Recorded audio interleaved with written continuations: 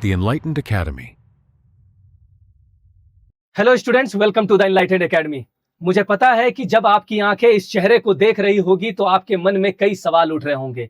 If I am not wrong, सबसे पहला सवाल आपके मन में यही उठ रहा होगा कि क्या सोनम वांगचुक जी अपने जीवन की रक्षा कर पाएंगे या नहीं। अगर आपके मन में यह सवाल उठ रहा है तो मुझे लगता है कि सवाल ही गलत है। सवाल ये होना चाहिए कि क्या ये देश मिलकर इनके जीवन की रक्षा कर पाएगा या नहीं। सवाल ये होना चाहिए कि क्या सरकार यानी भारत सरकार इनको जीवित देखना चाहती भी है या नहीं, या उन्हें जीडी अग्रवाल की तरह मरता हुआ छोड़ देना चाहती है। सवाल यह होना चाहिए कि जिस कॉज के लिए सोनम वांगचुक जी पिछले 19 दिनों से हंगर स्ट्राइक पे बैठे हुए हैं वो पर्पस फुलफिल हो पाएगा या नहीं। सवाल यह होना चाहिए। आपके मन में एक और सवाल उठ रहा होगा कि क्या आज की क्लास एजुकेशन पर आधारित होने वाली है। आंसर है बिल्कुल। आज की क्लास उतना ही एजुकेशन पर आधारित है जितना सोनम वांगचुक का जीवन एजुकेशन के लिए समर्पित रहा है।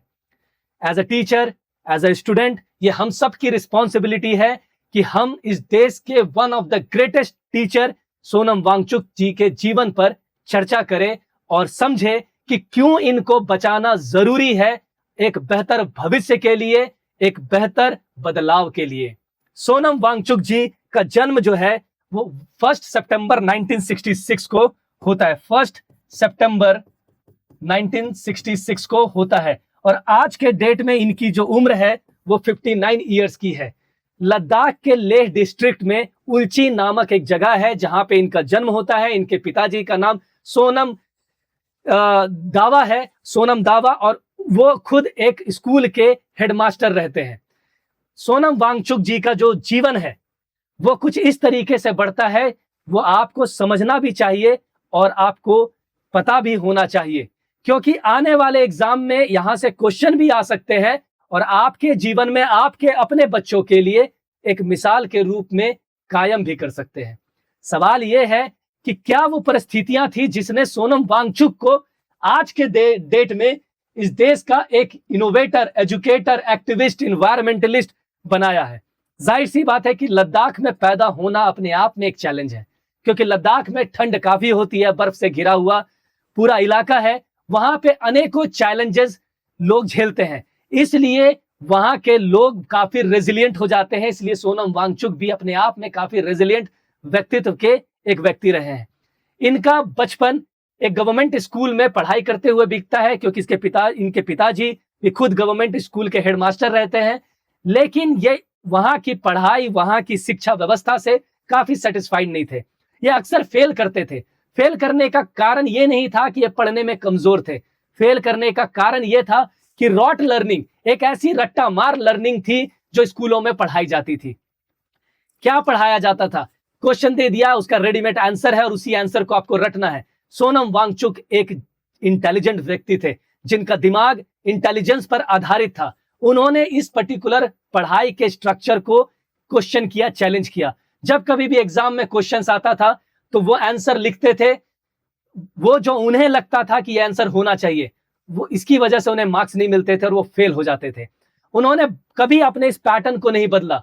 उनको लगा कि पढ़ाई का मतलब सिर्फ मार्क्स स्कोर करना नहीं होता, पढ़ाई का असली मतलब होता है कि आपके अंदर कितनी चेतना जागृत है, आप कितना सोच सकते हैं, आपके पास क्वेश्चन करने की कितनी ताकत है, आपकी समझ कितनी विकसित है। आज भारत देश की दुर्दशा एजुकेशन सिस्टम की वजह से है, क्योंकि आज हमारे देश में एजुकेशन सिस्टम जिस तरीके से चलता है वहां पे सोचने के लिए आपको बनाया नहीं जाता है। आपको ऐसा बनाया जाता है कि आप सिर्फ ऑर्डर फॉलो करें, अपना जीवन डर में जिए और आपके अंदर क्वेश्चनिंग करने की पावर पूरी तरह से खत्म हो जाए।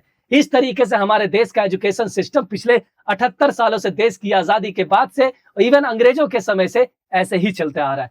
लेकिन कुछ लोग होते हैं इस दुनिया में जो ऐसे एजुकेशन सिस्टम को डिफाई करते हैं और अपने लिए एक ऐसा रास्ता चुनते हैं जो रास्ता उन्हें एक ऐसे जगह पे पहुंचा देता है जिसके बाद पूरी दुनिया उनको हमेशा याद रखती है। इसका मतलब यह है कि उनके नहीं रहने के बावजूद भी वो हमेशा याद किए जाते हैं, वो अमर हो जाते हैं।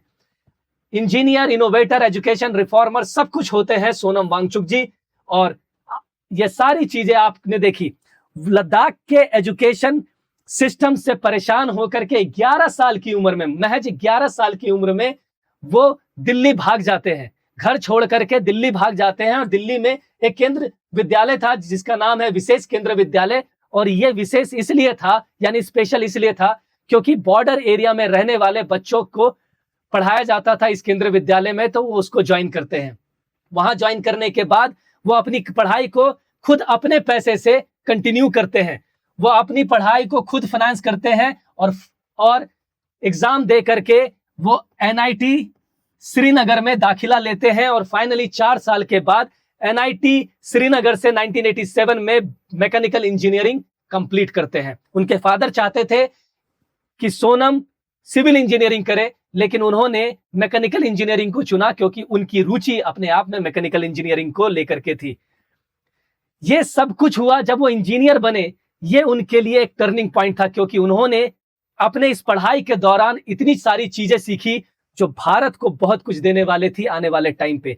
1988 वो समय था जब उन्होंने एक मूवमेंट को स्टार्ट किया। उस मूवमेंट का नाम था सेकमॉल। यहां आप देख रहे होंगे कि सेकमॉल उन्होंने को फाउंड किया था। सेकमॉल का फुल फॉर्म है social and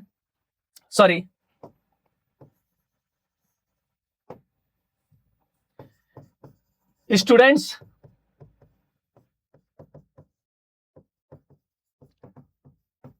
educational and cultural movement of Ladakh. इन्होंने 1988 में इस मूवमेंट की शुरुआत की और इस मूवमेंट के ही तहत उन्होंने एक ऑपरेशन चलाया जिसका नाम था ऑपरेशन न्यू होप। इस पर्टिकुलर सेकमॉल का पर्पस ये था कि जितने भी लद्दाख के अंदर टीचर्स हैं, स्टूडेंट्स हैं, सबको एक साथ इकट्ठा किया जाए, स्टूडेंट्स को ट्रेंड किया जाए, टीचर्स को ट्रेंड किया जाए और एक ऐसा इन्वायरमेंट क्रिएट किया जाए जहां पे एक सोनम वांगचुक नहीं, अनेकों सोनम वांगचुक आगे आकर के इस देश के डेवलपमेंट में, एजुकेशन सिस्टम में कुछ अच्छा करे।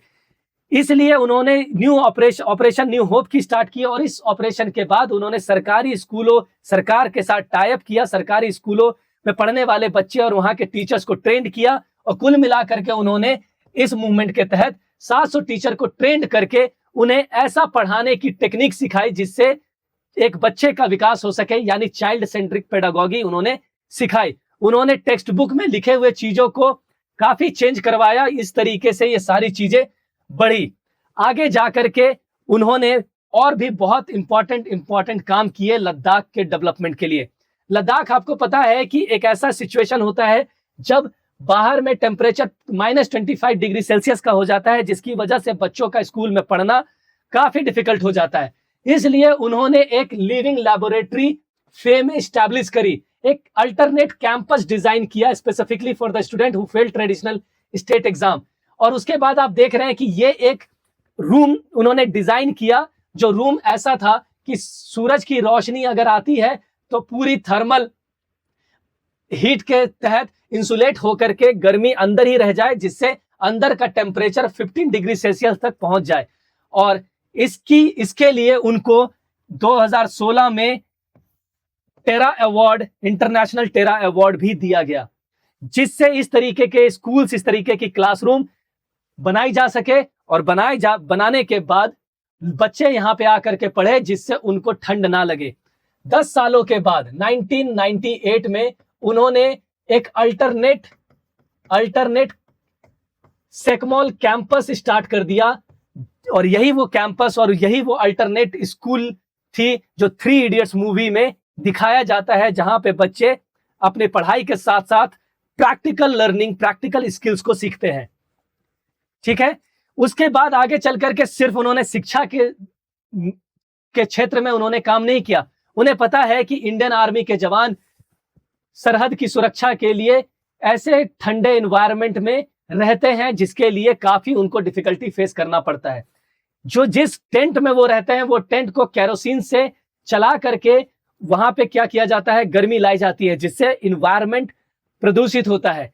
इसी का अल्टरनेट उन्होंने निकाला, ये इस तरीके का एक मूवेबल टेंट जो 30 केजी का होता है, जिसे कहीं पर भी स्टैब्लिश किया जा सकता है, जिसके अंदर सूरज की रोशनी ट्रैप्ड होती है और पूरी तरह से अंदर गर्म हो जाता है, जिससे जो जवान है वो काफी अच्छे से अपनी नींद पूरा कर सकते हैं, अपना जीवन अच्छे से गुजार सकते हैं। सोलर हीटेड मिलिट्री टेंट उन्होंने स्टैब्लिश की, जो उन लोगों के लिए जो -14 डिग्री सेल्सियस में अपनी सेवा देश की सुरक्षा के लिए दे रहे होते हैं। इको फ्रेंडली डिजाइन था, लद्दाख, सिक्किम और नेपाल में इसको इंप्लीमेंट किया गया और इससे देश में काफी जो मिलिट्री पर्सनल थे उनको काफी फायदा पहुंचा। उसके बाद सिर्फ उतना ही नहीं, इन सभी डेवलपमेंट के बाद उन्होंने, जो लद्दाख की एक सबसे बड़ी प्रॉब्लम थी कि लद्दाख में ठंडों के सीजन में काफी ठंड बढ़ जाती थी और जिसके कारण पीने का पानी या कृषि करने के लिए, एग्रीकल्चर करने के लिए पानी की व्यवस्था नहीं होती थी, तो उन्होंने आइस स्तूपा डेवलप किया। आइस स्तूपा, इसका पर्पस होता था कि जो भी हाई एल्टीट्यूड पे स्ट्रीम है वो आ रही है तो उसको इस तरीके से ग्रेविटी फेड पाइप का यूज करके उसे यहां तक लेकर के आना है और यहां पे फ्रीजिंग स्प्रे के रूप में उसे कलेक्ट करना है, जो आइस स्तूपा के फॉर्म में समय के साथ साथ एक स्तूपा बन जाएगा पूरी कॉनिकल शेप में। और एक पॉइंट पे आकर के जब सूरज की किरणें इन पे पड़ेगी तो यहां से जो पानी पिघलेगा उसको स्टोर कर लिया जाएगा और इस स्टोर की हुई पानी को लद्दाख के लोगों के लिए पीने के लिए यूटिलाइज किया जाएगा, जो बाकी समय में जरूरी है जहां पे उनको पीने का पानी अवेलेबल नहीं होता है। इस पर्टिकुलर चीज की वजह से 2013 में प्रोटोटाइप स्टोर किया, कितना 1.5 लाख लीटर इन्होंने इस आइस स्तूपा की मदद से 1.5 लाख लीटर ऑफ पानी उन्होंने एक्यूमुलेट किया, जो लद्दाख के लोगों के लिए एक जीवन बचाने का काम करने लगी आने वाले समय में, जिसके लिए 2016 में उनको रोलेक्स अवार्ड दिया गया। और इन्हीं सभी आर्किटेक्चर की वजह से 2002 में उनको आगा खान आर्किटेक्चर का अवार्ड दिया गया। आगा खान आर्किटेक्चर का अवार्ड अपने आप में काफी इंपॉर्टेंट अवार्ड है जो दिया जाता है। ठीक है, ये आप देख रहे हैं कि उसके बाद इन्होंने अपना लद्दाख में एक अल्टरनेट कैंपस स्टैब्लिश किया जहां पे उसी तरीके की क्लासरूम को डेवलप किया गया और इन्होंने ये सारी चीजें की अपनी वाइफ के साथ मिलकर के, जब उन्होंने हिमालयन इंस्टीट्यूट ऑफ अल्टरनेटिव्स, ये क्वेश्चन आ सकता है आपके एग्जाम में कि हियाल किसके द्वारा चलाया गया था, हिमालयन इंस्टीट्यूट ऑफ अल्टरनेटिव किया। और यही जो ये पूरा कैंपस आप देखते हैं लद्दाख के समुद्र पेंगोंग लेक के आसपास जो आप देखते हैं, ये जो 3 इडियट्स मूवी में दिखाया गया था, वो जो आप देखते हैं लद्दाख के अंदर इस तरीके का एक हिमालयन इंस्टीट्यूट ऑफ अल्टरनेटिव उन्होंने अपनी वाइफ के साथ मिलकर के स्टैब्लिश किया। उनकी वाइफ का नाम है गीतांजलि जे आंगमो और ये भी एक सोशल एक्टिविस्ट है। और इन्होंने जब वांगचुक को रोलेक्स अवार्ड दिया गया था 2016 में, उसकी जो प्राइज मनी थी उसको अपने जीवन पे खर्च ना करके हिमालयन इंस्टीट्यूट ऑफ अल्टरनेटिव्स उन्होंने स्टैब्लिश की और इसके तहत एक बहुत बड़ा कैंपस उन्होंने स्टैब्लिश किया जहां पे बच्चों को साइंटिफिक प्रैक्टिकल लर्निंग सिखाया जा सके, साइंटिफिक टीचिंग दी जा सके, जिससे उनके मरने के बाद या उनके जीवित रहते हुए भी देश में एक नहीं हजारों सोनम वांगचुक हो जो देश में अलग अलग प्रॉब्लम्स को, चैलेंजेस को सॉल्व करने के लिए कैपेबल बन सके। ये कंट्रीब्यूशन था सोनम वांगचुक और उनकी वाइफ का। ठीक है, learning by doing and applied experimental research करके उन्होंने ये हिमालयन इंस्टीट्यूट ऑफ अल्टरनेटिव्स को लॉन्च किया, जिससे एजुकेशन रेलेवेंट बन सका था जो भी माउंटेन में चैलेंजेस होते थे। ठीक है, लेकिन जैसा आप जानते हैं कि हम जिस देश में रहते हैं, भारत देश, ये देश अच्छे इंसानों के लिए शायद ही नहीं है। क्यों नहीं है? इसके जिम्मेदार कोई और नहीं, आप सब हैं, क्योंकि आप ही इस देश में ऐसे लोगों को रोल मॉडल बना देते हैं जिनका कोई हक नहीं होता है रोल मॉडल बनने का। आप इस देश में जो जनता है वो किसको रोल मॉडल बनाती है? सोनम वांगचुक को नहीं, वो बनाती है रोल मॉडल ऐसे क्रिकेटर्स को जिसे गॉड ऑफ क्रिकेट कहा जाता है। हाँ, कह सकते हैं कि सचिन तेंदुलकर बहुत अच्छा क्रिकेट खेलते हैं, दैट्स इट। बाकी वो गॉड है, ये एग्जिस्ट नहीं करता। आप उनके फैन फॉलोइंग हो जाते हैं और आज देश में जो असली हीरो इस देश के लिए लड़ रहा होता है वहां पे वो चुप्पी साध के बैठे रहते हैं।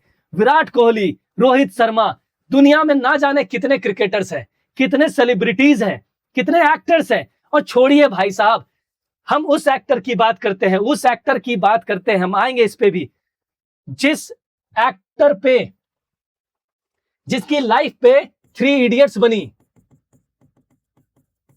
3 इडियट्स के मेकर कहां है? वो प्रोड्यूसर जिन्होंने 3 इडियट्स बनाई, कहां है? उन्होंने तो इनको क्रेडिट भी नहीं दिया। कहां है इसमें काम करने वाले वो 3 लीड एक्टर्स जो खुद सोनम वांगचुक और उनके दोस्तों का कैरेक्टर प्ले कर रहे थे, कहां है? They are silent, they are celebrating their life, but they are not sing. But वो ऐसा क्यों कर पा रहे? क्योंकि आपने उनको रोल मॉडल बनाया है।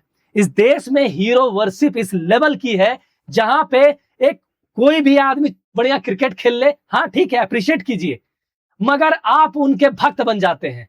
अगर वो बैठ के हरे रामा हरे कृष्णा भी करेंगे तो आप भी बैठ के हरे रामा हरे कृष्णा भी करेंगे। कहां है आज वो सेलिब्रिटी, कहां है वो एक्टर्स जो इस आदमी के जीवन का एक एब्स्ट्रैक्ट लेकर के करोड़ों रुपए कमा करके बैठ गए?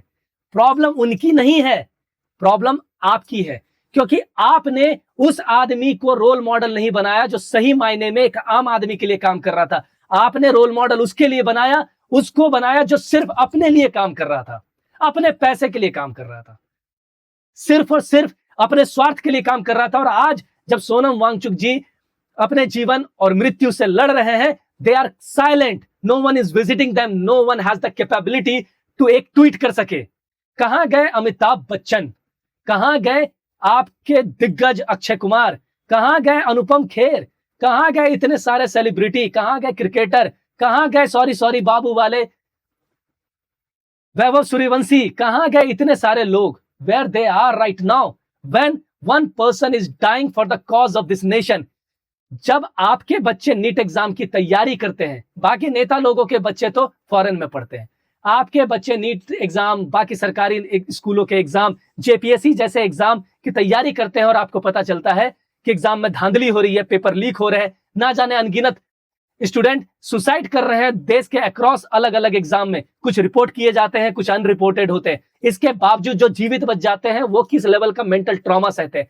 बात सिर्फ एजुकेशन की है ही नहीं, बात एजुकेशन सिस्टम में कोलैप्स की है ही नहीं, आज इकोनॉमिक कोलैप्स कर रही है। आज आपको जबरदस्ती गन्ना पेट्रोल की टंकी में डाला जा रहा है। आज प्रॉब्लम यह है, आज आपको आपके इच्छा के विरुद्ध E20 डाल करके आपको आपकी गाड़ी को खराब किया जा रहा है। सब कुछ हो रहा है इस देश में, इकोनॉमिक कोलैप्स कर रही है। कोविड-19 में ना जाने कितने लोगों ने अपनी जीवन को कुर्बान कर दिया, ना जाने कितने लोगों ने डिमोनेटाइजेशन में लाइन में लग करके उन्होंने हार्डशिप झेली है, कितने लोग लॉकडाउन में मर गए, कितने लोग हैं इस देश में जो ना जाने कितने सारे प्रॉब्लम से सफर कर रहे हैं पिछले 10-12 सालों से। इकोनॉमिक कोलैप्स है, जॉब्स नहीं है, एम्प्लॉयमेंट नहीं है, पेपर लीक्स हो रहे हैं, लोग अपने जीवन की कुर्बानी दे रहे हैं। और जीडी अग्रवाल जैसे इन्वायरमेंटलिस्ट जो गंगा को साफ करने के लिए 111 दिनों का हंगर स्ट्राइक कर रहे थे, उन्होंने अपनी जीवन को त्याग दिया। और नमामि गंगे के नाम पे 25,000 करोड़ रुपए खर्च किए जा रहे हैं, लेकिन गंगा साफ होने का नाम नहीं ले रहा। प्रॉब्लम इज दिस, सिर्फ एक आदमी इस देश में अमीर हो रहा है, 2 आदमी सिर्फ इस देश में अमीर हो रहा है, और सब लोग इस लेवल पर बेशरम हो चुके हैं जहां पे आज इतने बड़े इंसान सोनम वांगचुक जिसने अपना जीवन पूरा कुर्बान कर दिया, ऐसे लाइफ, ऐसे सारे डेवलपमेंट्स करने के बाद एक सादा जीवन उन्होंने जिया है, और जिनके खुद के बच्चे नहीं है, उन्होंने इस देश के बच्चों को अपना बच्चा मान लिया, और आज उन्हीं बच्चों के लिए वो आमरण अनशन पर बैठे हुए हैं, हंगर स्ट्राइक पर बैठे हुए हैं।